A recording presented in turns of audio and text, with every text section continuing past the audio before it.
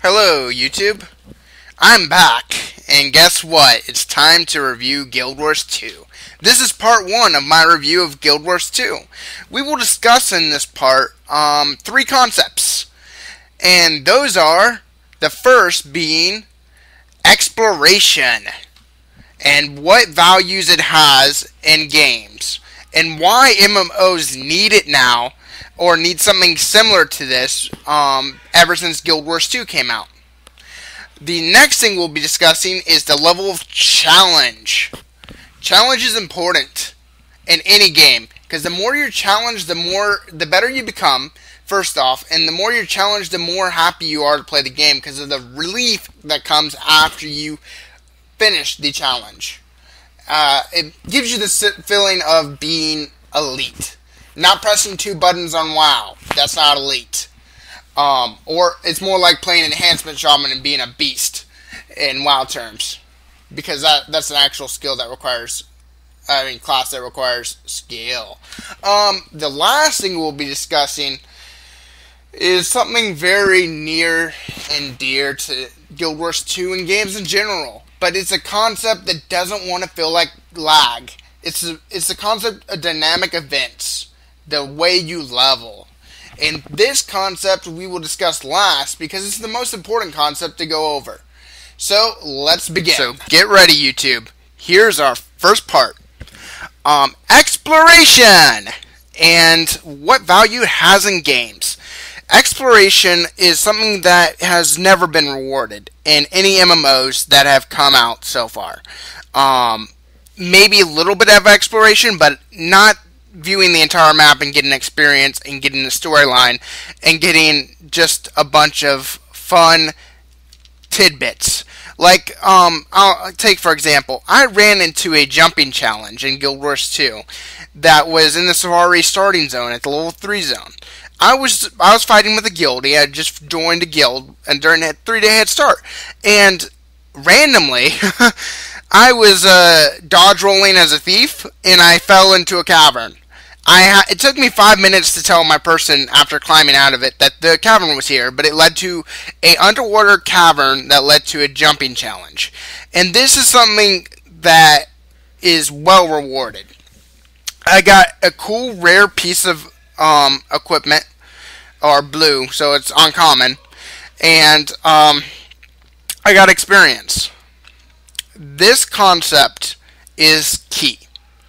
The concept that if I randomly explore, that I'm going to find tidbits of awesomeness, and that's going to delve me deeper into the game. I love this. This makes perfect sense, and this is why Guild Wars 2 is setting the standard.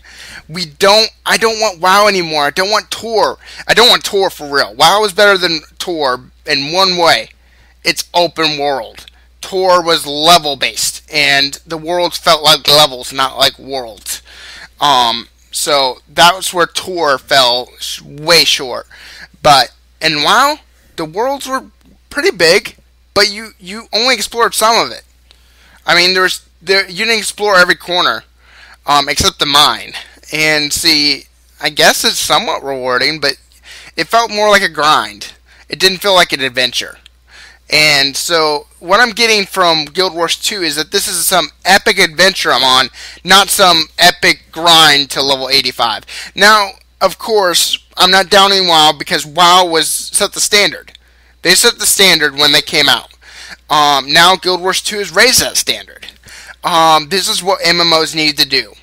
And since Guild Wars 2 is now revolutionizing MMOs everywhere, with no sub fee, which has not been required since EverQuest. WoW did it because they're greedy. I'm sorry. I'd be greedy too if I was a multi-billion industry that didn't care about their customers.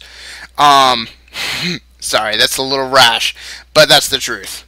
I'm not going to play Mists of Pandaria. I spent 3 years on WoW, and I'm bored with it. I got bored after the first year. It's just grindfest. And so Guild Wars 2 hides the grind well, except in one area, which I'll talk about later in a review of the negatives. But it's crafting. That's where you feel the grind. But even though you feel a grind, it does have payback because you can level through crafting. So it makes professions tie into leveling, which is awesome. So this concludes the exploration part that makes Guild Wars 2 awesome. Now let's jump into the challenge. And I won't make this long, but here we go. Okay. Now you're wondering, doesn't WoW have challenge? Doesn't Tor have challenge? Actually, Tor has more challenge than WoW, by far. Even the dungeons. I started in the only hard part, the only enjoyable part of WoW was Wrath of the Lich King, and I heard that was baby food. And that's the only time I had a real challenge in WoW. I played Cataclysm, so I didn't enjoy it. I think Blizzard lived up to the reputation of making crappy expansions of everything. The original is the best, and then everything after it is subpar and gets worse and worse and worse. And so I did not enjoy it. That it was that easy to get to level 85, first off, and that it wasn't an adventure to get to level 85. And then when I got hit level 85, that dungeons were ridiculously easy. Raids were easy. Everything was just cheese. I didn't even have to use deadly boss mods. Really? Who uses that? So easy. And I didn't play classes that most people... I originally played Destro. That's the only easy class I really ever played. Destro Warlocks were awesome, even though they're 1-2ers. I like them because they're shot fireballs. But I also liked Affliction. I liked Affliction a lot better when I tried it. But challenge in a game is important. The more you're challenged, the more you feel good, the better you feel, must I say. The better you feel after you complete the challenge. Now, at level 8, you're thinking, that's easy. Level 8, I was in a storyline boss that nearly killed me. No, he killed me twice. And I beat him on the 3rd try. And one of the times he killed me is because the one part of Guild Wars 2 that I hate the most is the tethering. WoW has it, but Guild Wars 2, it abuses you because they become invulnerable while they're running back and heal. So he ran up a staircase and become tethered up the staircase. That I admit is bad about Guild Wars 2. But the level of challenge when he wasn't tethered was ridiculous. I mean, going to a dungeon at level 30 and having the corpse run, not fight and not die, have somebody stay alive while the rest of you run back to him from a waypoint while you're dead. I admit Guild Wars 2 went a little too far on the challenge scale, and that was just storyline, but I like to be challenged. Jumping challenges, I mean, they're fun. You fall to your death, you're pissed off as hell, you're just raging, and then you calm down, and you finally get through it, and you start beast moding everywhere. You start running around going, I'm the best. That's how you feel. That's what challenge makes you feel. It makes you feel better about yourself because you accomplished something. And that's what an MMO needs to keep player base. So, now we're going to move into the last part, and that's dynamic events. Dynamic events is similar to what WoW did. Before WoW, there was a grind. You killed mobs and you leveled.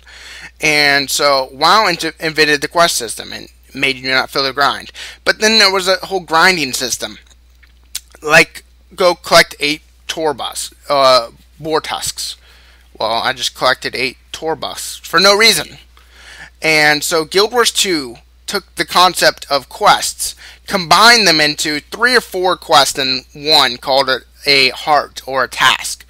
Also known as, it leads into dynamic events. But these hearts are very easy to do, or very hard to do, or very annoying to do. But they have a storyline behind them, and they have a purpose.